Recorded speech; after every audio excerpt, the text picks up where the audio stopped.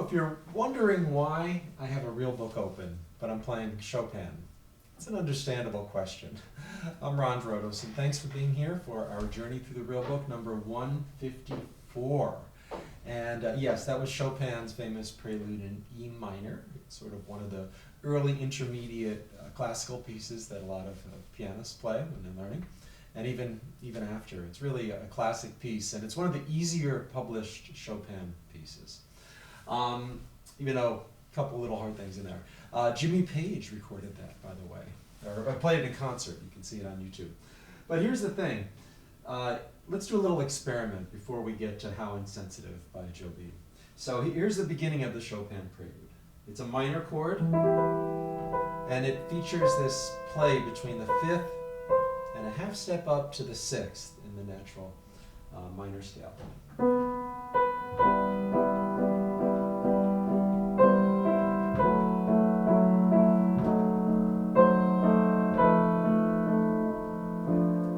Right, that's the beginning. What if I did that down a whole step? Let's see, so that was E minor, this is D minor. I'm going to start with a D minor triad in first inversion.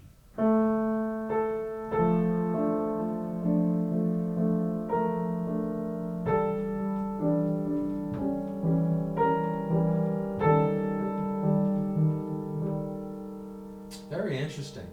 It's got this beautiful descending sort of harmonic sequence where it's not so much functional harmony, like 1, 4, 5 chords, although it does follow that in a larger scale. You know, he starts out with the 1 chord, he hits some of the big 1, 4, 5s along the way, and then ends up on the dominant halfway through. But along the way, there's some sort of transient chords that are based on the voice leading. It's really interesting, but it generally goes to a dominant harmony, the fifth, and then he has this very jazzy chord. In this key, it's E flat 7 with a sharp 11. That's down the step, and then he gets to C minor here.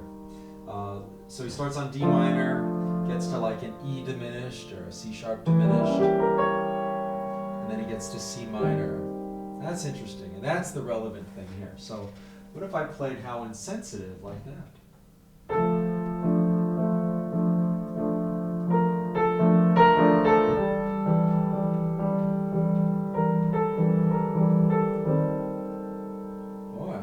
Sudden, it sounds very similar, right? I could even probably, I've never done this, but let's see how it sounds if I played Chopin's exact accompaniment under this. And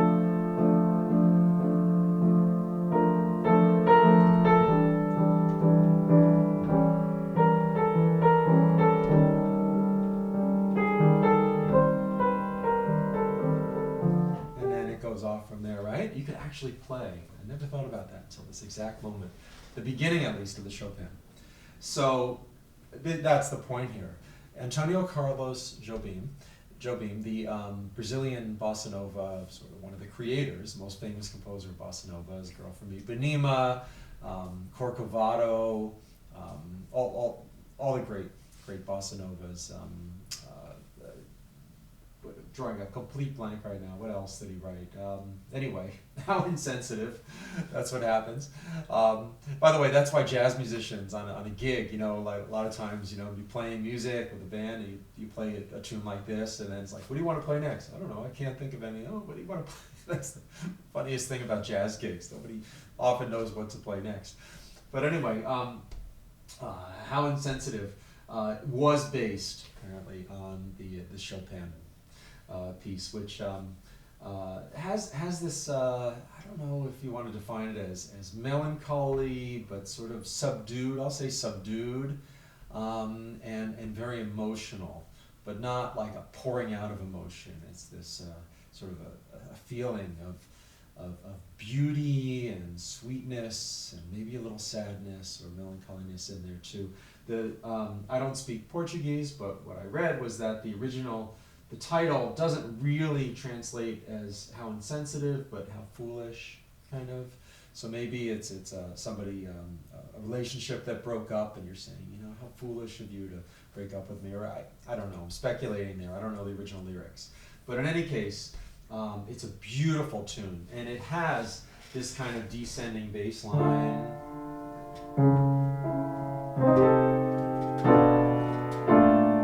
And then Jobim, you know, he's not pedantic. He's not modeling the whole thing on Chopin, but he's using that as a departure and then seeing where this tune wants to go. Then a 2-5-1 in D minor, and then it goes down a whole step. And he just uses this motif. It's not the half step anymore. So it's a beautiful bossa nova, very gentle.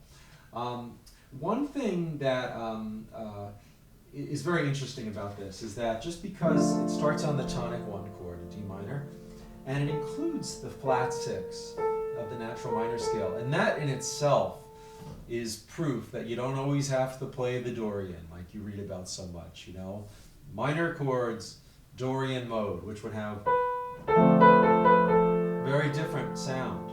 Now, when you're improvising over this, this gives us improvisers, excuse me, a really nice choice here, because you can improvise using this B flat, the flat 6,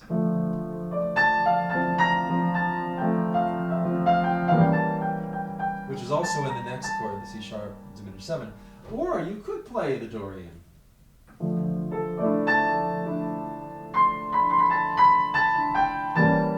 And then go to the B flat, right?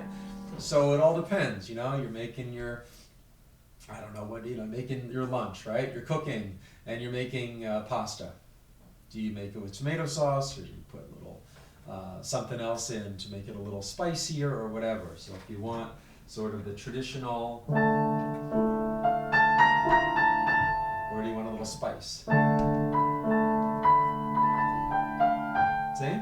That's the thing. It's not about, oh, I have to play Dorian here, or I have to play natural minor. We have more choices, or you don't have to play either. And I realize that a lot of the great improvisers that we look up to as role models, Bill Evans or Herbie Hancock, they might play a tune like this, and they never make a choice. You don't have to say, oh, I'm going to go Dorian there, or I'm going to go natural minor.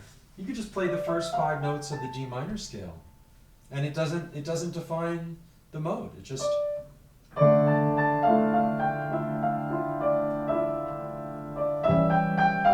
was that Dorian or natural minor? It doesn't matter. It doesn't matter. We don't always have to define the whole mode. I think that's one of the downfalls of contemporary jazz education, is that they well-meaning perhaps, but a lot of the books out there sort of say you have to define every mode. And for years I would play a tune like this or something else, and I'd say, well, I don't really know. I don't hear either the B flat or the B there in my melody. So, you know, does that make me less of a jazz musician? And then I realized that, you know, because I'm not following the quote rules about defining a mode for every scale, every chord. And then I realized that Herbie, Chick, Keith Jarrett, Sonny Rollins, they're not always doing that either. They're playing the notes they hear, and it might not include either the defining note of the Dorian, the raised 6th, or the flat 6th. That's if that's the only thing you get from this video, that's huge. You do what you hear, and take it from there. That's really what they did too, right? You learn it all and then play what you hear. So the other thing about Chopin is that if you look at his pieces, he really based a lot of his melodies on embellishing the chords.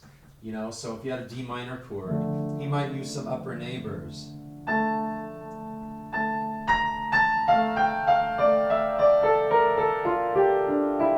For each note. Or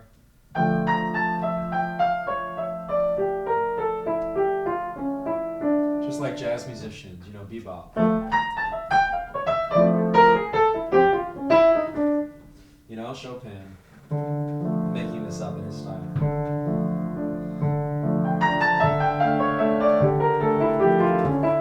You know, Chopin waltz or something might do that. So it's kind of fun. I love improvising on this tune, sort of in that style, sort of, not style, but taking that concept of where are the chord tones, and then I'm going to do some patterns and embellishments based on those. Really works nice on a gentle bossa like this. So here we go. So you're going to start very, very relaxed. Try to bring out some of the, or feel some of the emotion of the tune, and let that come through in the playing.